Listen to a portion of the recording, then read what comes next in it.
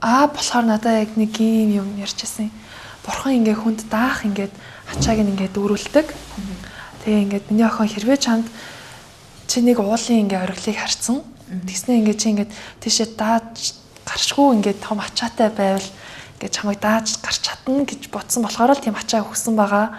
Тийм учраас чамд ингээд байгаа тэр зовлон бэрхшээл саа доторт юунд ч битгий бууж өг. Ингээд чи ингээ харцсан ингээ оргилдоо хурж чадна л гэж бодсон бол миний охин заавал хүрнэ.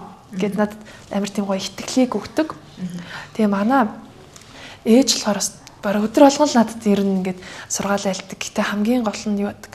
Миний охин даруухан байх хэрэгтэй.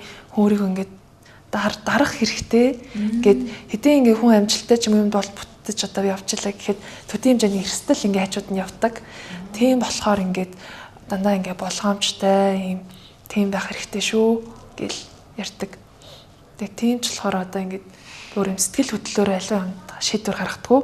Яг бодож тунгаага дүр дүнгийн бодоод за тэгвэл ингээл ингээм байх гэж нэлээд бодсны ингээд үндсэн дээрээс юм шийдвэр гаргадаг. Тэр маань ээж аваа маань хэлдэг гэдэг өгнүүдтэй амар холбоотой.